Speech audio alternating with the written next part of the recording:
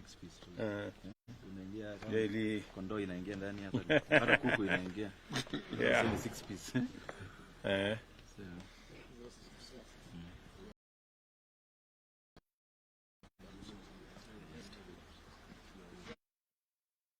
Are we good? Tuko sawa? Kinywa tuko sawa? Very good. Now, ladies and gentlemen, welcome to this afternoon's brief.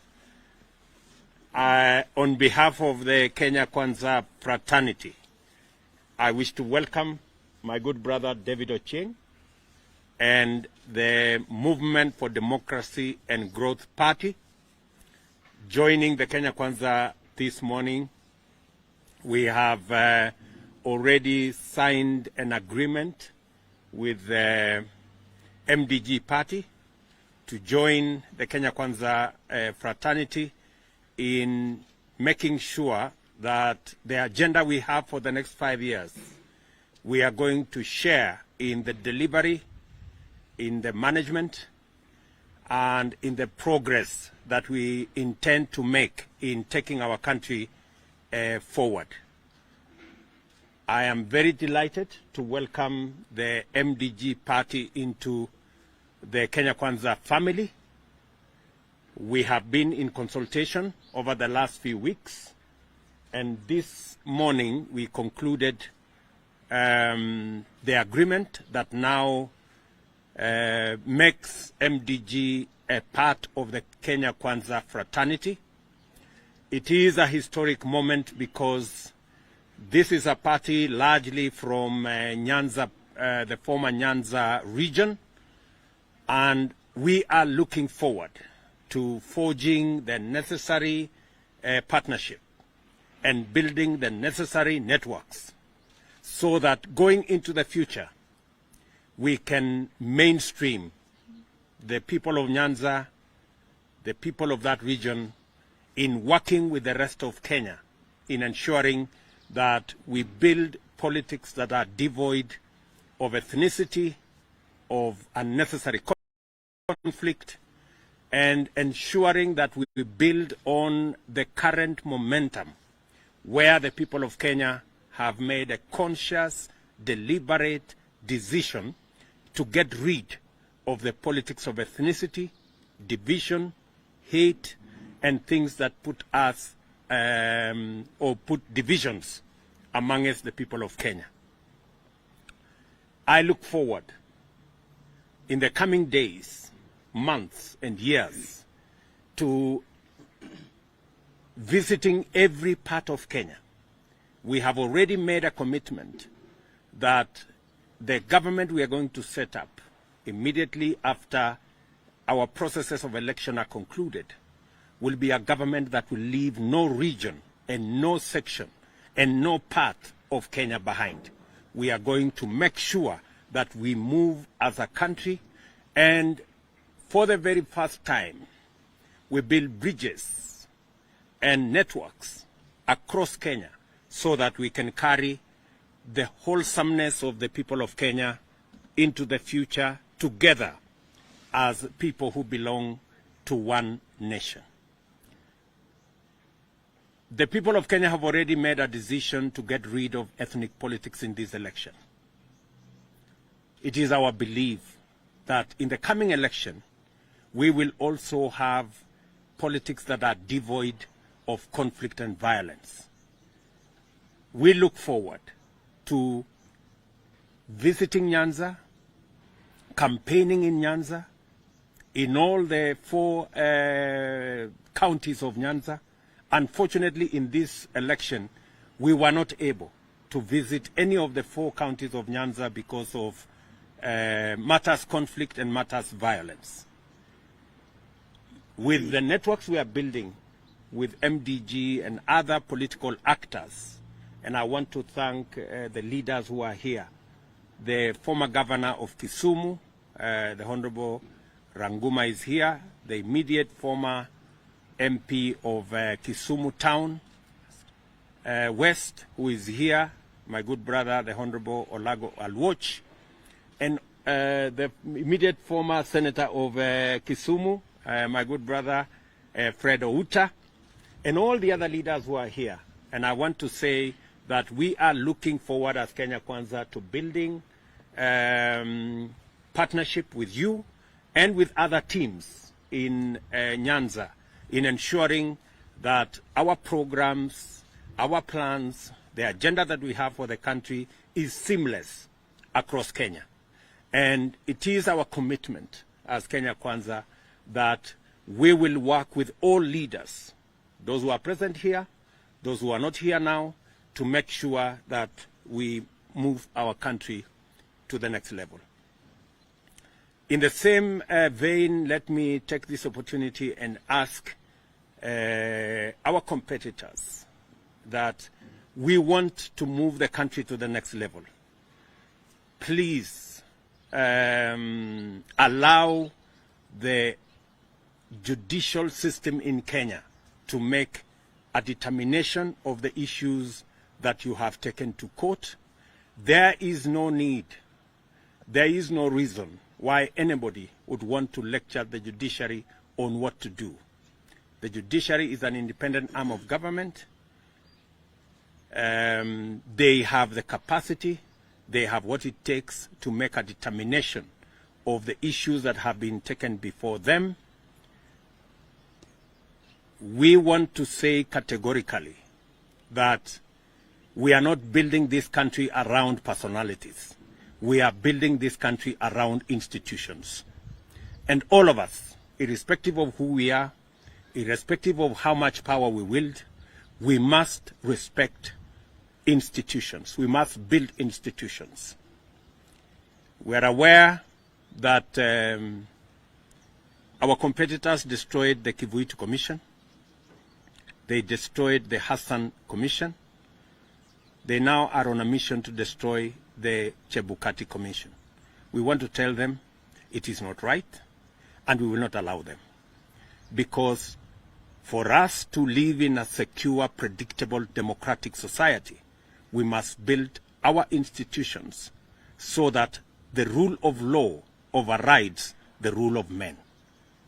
And I want to ask all concerned and all of us in this space to give the IEBC its due mandate to do its job. We give the judiciary the space and the opportunity to do their work so that we can begin the journey of building our country and moving Kenya into the future. I thought it is necessary for me to say this and to welcome MDG into the Kenya Kwanza family. You have my assurance and that of the Kenya Kwanza leadership that you will be an equal member of this family. We're going to work with you, work with the leadership of MDG under my good brother David Ocheng, the party leader, and all the leaders who are here in ensuring that we reach out to every corner of our republic and work with all Kenyans, because it is in working with all Kenyans that we have the best chance to succeed. And let me say thank you very much to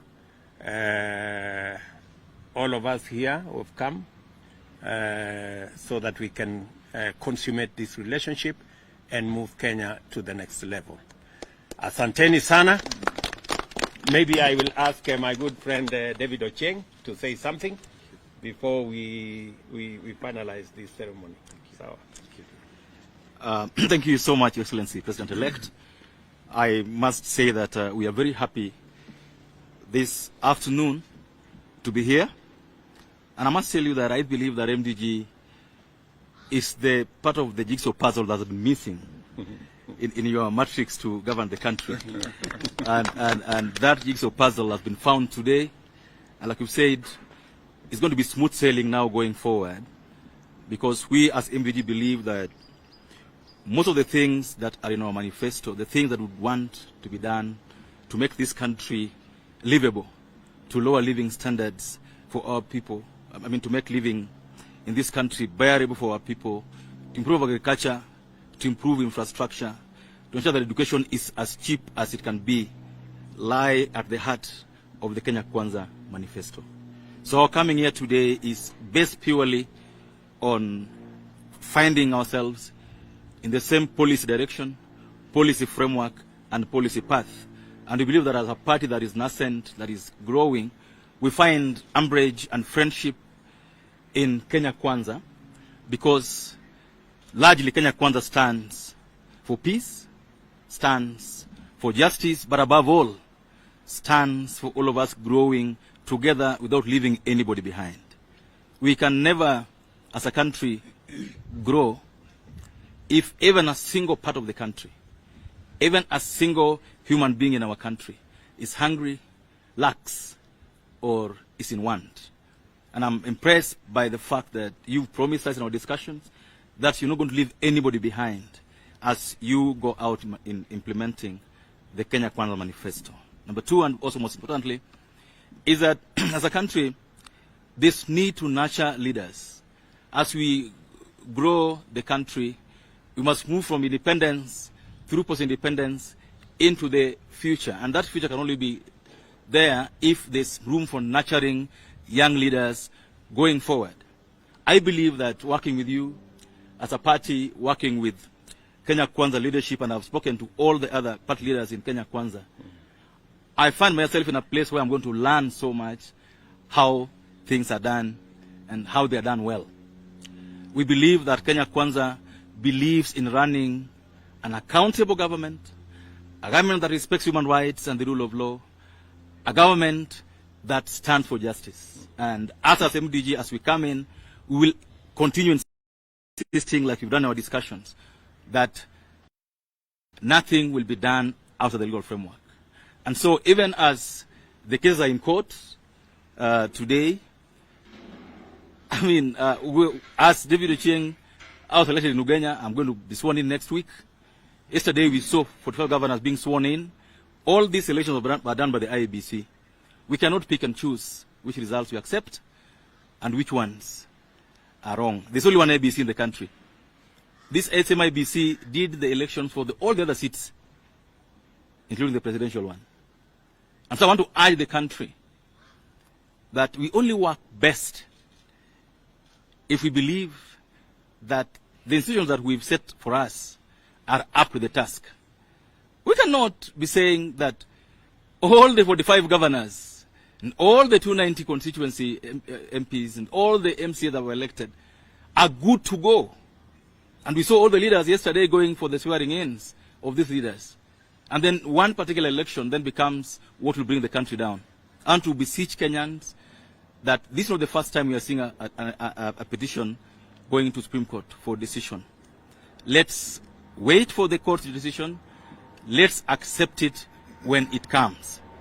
But I know that there are so many Kenyans again today who their sense of justice is about having their children going to school without being asked to pay school fees. Whose sense of justice is being able to afford to do an x-ray at a hospital without being asked for money. There are Kenyans today who say their sense of justice is being able to just get by getting a menial job to earn 500 shillings in a day. So our sense of justice cannot be only about one thing, election petitions. No. Our sense of justice must spread all over the country and in all spheres of our lives. And so, as we wait for the Supreme Court to make a decision, it's important to remember where we've come from as a country. And that we're just starting to grow our economy from the COVID situation and from the elections. And the peace time that has prevailed since the elections, for me, tells us that our country and our democracy is plateauing. Our democracy is coming to a level where you can't tamper with it. Kenyans will vote and go on with their lives and wait for us who have been elected to serve. And so, as I end this, I want to request all of us who have been elected in these just elections that our job is to serve the country, not to enrich ourselves, not to buy big cars, not to feel good that we are governors or senators or MPs, but to make this election count by ensuring that we meet our end of the bargain, that all that we promised Kenyans Kenyans are waiting that tomorrow and next week, and Your Excellency, these are things that we discuss with you. Kenyans are waiting to be able to afford unga, be able to afford sugar. Kenyans are waiting that when we go back to school, the children will not be sent back home. And these are things that matter to every Kenyan, and we hope that under our coalition of Kenya Kwanza, we're able to do these things with minimum noise, but making Kenyans feel that we have a government. We are happy to be here because we are recognized as a party, we are recognized as a people, and we are at the table where decisions are going to be made. Your President-elect, wishing you Godspeed. Thank you. And I'm sure that the courts will serve justice. And that, like you've said before, that justice, you'll accept it whether it goes your way or another way. I want to assure you that we'll stand with you here now and into the foreseeable future as we build a firm coalition that brings the country together, not cosmetically, but firmly for the better of the country. Thank you so much, and God bless you. Thank you very much. Ranguma, you want to say something? You're good. Okay. Mwamatangi, you want to say something? Thank you very much. While congratulating and welcoming our brothers from the MDG party to this coalition that has shown this country that indeed we can achieve what has hitherto in the past seemed unachievable, and that is building one country, one nation, whereby during elections, the question of where you come from, or which language you speak, which community that you have lived in, ceases to matter, and what matters is our national intention to build one country and for all Kenyans to live in a unified nation where opportunity is spread equally. And so I want to say welcome to Kenya Kwanza.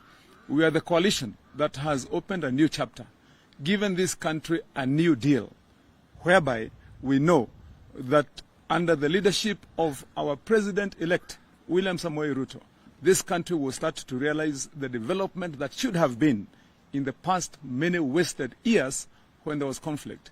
And while saying that, I want to urge those that were competing with us on the other side, the Azimio coalition group and their leadership, that Kenyans are exhausted and tired.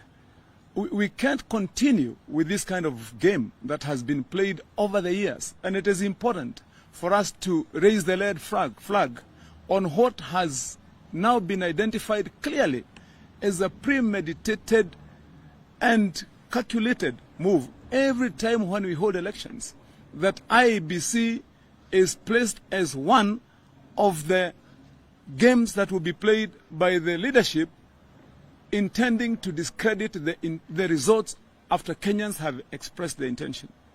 And this started, as has been said earlier here, all the way from the times of Kivuitu. We saw what happened in KICC those days. After that then came the Isaac Hassan Commission. Same story, same script. At the end of the day, when there was intention to discredit and refuse the results, then IBC became the culprit. We have seen it now again this time. I'm wondering, and we in Kenya Kwanza are wondering, indeed and urging the police, the first thing they should have done is to take action. We saw somebody in front of cameras punching a Chebukati. Why hasn't this guy's been taken to court as of now? We saw commissioners bleeding after being injured. Why hasn't this guys been taken to court? Those are electoral offenses. We saw intentional destruction of property in front of cameras. Why haven't those guys been charged for having broken the laws of this land during the pronouncement of an election that was conducted under the eyes and observation of international observers? And what we are saying is this game is up. We can't continue to buy this script that IBC becomes the bad guy after the results are out and they don't please one side. And then secondly, it is important for us to tell the country that it is time to move on. It is time to move on. People are ready. Kenyans are waiting. They are holding their breath. They want to go to work. They want to get busy. Our children want to learn in an atmosphere where there is no anxiety. Can we have the breath and exhale that we want. Because we did our elections, Kenyans went to the polls. They expressed their will. And what we are asking is, because our competitors have chosen to go to our courts of law, then wait for the justice you went to seek in the courts. Don't try to influence the results, the minds, the thinking of the judges who will be sitting. We know and we have had results that have come from the Supreme Court, even many times to the favor of our competitors. They won the last time when they went to the Supreme Court. Why not now? So we are asking you, please be still, don't interfere with the judiciary, let the judiciary make its own decision with the matters that you took to court. And we are certain, we are sure that the same results will be what Kenyans expressed during the elections, that they chose one William Samoei Ruto to be the leader of this country, to be the 5th president of the Republic of Kenya. Let us continue that way, and I want to urge all Kenyans. Let's get to work, let's get busy, let's build the nation we want. Thank you very much. Olago, 1 minute. Your Excellency, thank you very much. As you have said, I want to emphasize the agreement signed this morning between MDG and Kenya Kwanza Coalition is a lawfully and legally binding instrument which we as a party have been consulting on with Kenya Kwanza, and which contains clauses of respect between the coalition and our party, equality between the coalition leaders and our party, and in which we share the vision of Kenya Kwanza coalition to lead this country forward. We wish to have political tolerance in our country, devoid of violence, devoid of ethnicity. It is important, and that's why we are all here this morning. Your Excellency, thank you for welcoming us, and we want to say that as a party, we look forward to working together with Kenya Kwanza in running our country in the best way that we can. Thank you very much. On behalf of the ladies, yes, Mary. Your Excellency, and Please declare that you are the SG. thank you. Yes, Your Excellency, I am the Secretary General of MDG, and I'm very proud this afternoon, together with my party leader, to bring members of MDG to Kenya Kwanza Coalition. Your Excellency, it has not been easy. And I love it when you say that we are coming in as equal partners. We have been treated to very bad scenarios. We've been treated as stepchildren. We've been treated as the outsiders. And I'm very, very proud that today we are coming in a coalition that will treat us with respect, that will treat us with decorum, that will treat us as equal partners. And this afternoon, I'm very happy that MDG has come to the winning coalition, that MDG has come home. I'm very, very proud. And I also want to thank you very much and congratulate you for winning. And I also want to thank you so much for bringing so many women on board as leaders in this country. Thank you very much. The owner of the city, you can conclude for us. Yes. Big man Basil. Thank you very much, Your Excellency. Allow me to take this opportunity to welcome MDG to Nairobi. Now I can be able to do that. Your Excellency, Honorable David Ochieng, who is the party leader of MDG, is a good friend of mine, and we've been talking. And what he said he means when he talks about mentoring young leadership. In 2013, David and I and a group of other MPs, they used to call us underage MPs, started something called Kenya Young Parliamentarians Association, which has grown. He was the Secretary General and I was the Chairman. And through that, we've been able to see many more young leaders coming in from across the country. In fact, by the time we were finishing, we had 1,027 MCAs below 35 elected and 50 MPs. And so David Ochieng is a man who believes in nurturing leadership. And I want to tell you, my brother, you're at home. In Kenya Kwanza, what you stand for, what you believe in, the things we've debated and discussed over years, will find a home here. This coalition of Kenya Kwanza believes in equalization of opportunities for all Kenyans, regardless of tribe, regardless of ethnicity, religion, but equalization of opportunities and pesa mfukoni. What this country needs today is economic rejuvenation, which is what you believe in, I've discussed with you, which is what President-elect William Ruto in Kenya Kwanza is offering. So you'll find yourselves at home, feel at home. Karibuni Kenya Kwanza. And I'm grateful I've seen my colleague, City Senator. We used to call each other city senators in the Senate because we were only 3 of us. And I knew we'd end up together. Welcome, Senator Huta. Of course, my good friend Olago. We were together in the National Assembly. And all the members over here. Karibuni Kenya Kwanza. I think the sentiments that have been shared, I want to associate myself with, that Kenyans have moved on. My people in Nairobi are back in their shops. They are doing their business. Kenyans have been peaceful. It's really unfortunate that over the past now, few days, we've started to see our counterparts in Azimio beginning a narrative of intimidation, trying to threaten the Supreme Court, threatening the IEBC, even using violence when we were at Bomas and after on the IEBC. We want to say that Kenyans are beyond the days of intimidation. If intimidation and deep state did not give you the election, it will not give you victory at the Supreme Court. This election was decided at the polling stations. More than 46,000 polling stations. We've seen now an attempt to introduce a boogeyman called a hacker. The election was not decided by any portal. The election was not decided in any computer. Unless you're calling the 7 million plus voters who voted for President-elect William Ruto hackers, then we're all hackers. But that decision was made there. And all that the Supreme Court will need to do is just to count, because Chebukati followed the exact steps that the Supreme Court had issued. So let us leave the Supreme Court to do its work. Let's leave institutions to do their work. The future of this country will be built on strong institutions that are respected. So let us stop the intimidation. Let us stop inciting Kenyans. There is only one person by law who is allowed to declare a president-elect. And the president-elect was declared as William Samoei Ruto. He has been gazetted. When you declare yourself the same, you're trying to incite Kenyans. I'm happy that one of the places that has always been an epicenter of violence, which is Nairobi, is very, very peaceful, and people are happy. Yesterday we saw governors taking oath. I also took oath of office. More than 40, I think 45 governors actually took oath of office yesterday. As Honorable Ochenga said, it is the same IBC that conducted that election. So instead of introducing all these boogeymen, trying to intimidate, and we know the good judges in the Supreme Court are people of outstanding integrity. We know that this country has what we call the rule of law. And the rule of law stands above the rule of man and the rule of intimidation. So please, whether it is the interior, people at the interior, and the politicians, let us stop inciting. Let us stop saying that by elections, or rather the suspended elections, must be, run by a certain individual. You cannot choose a referee and then choose the coach. Kenyans have decided, and Kenyans will decide. So, Your Excellency, we are looking forward to the 5th of September when the Supreme Court will issue its verdict, and we will abide by the law.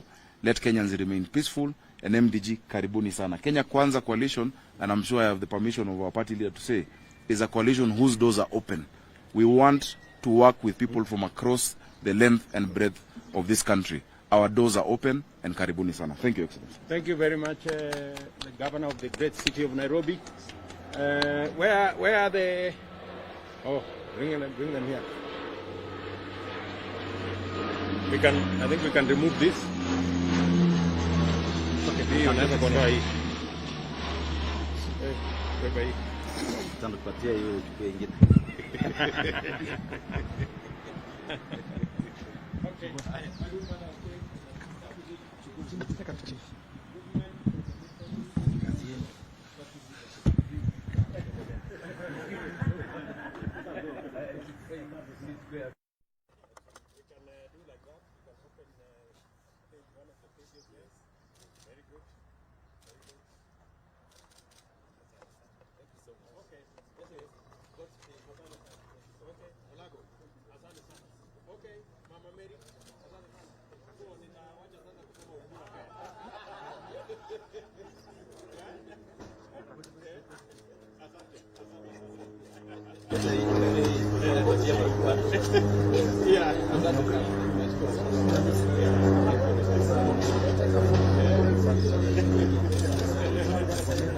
Asante sana my brother.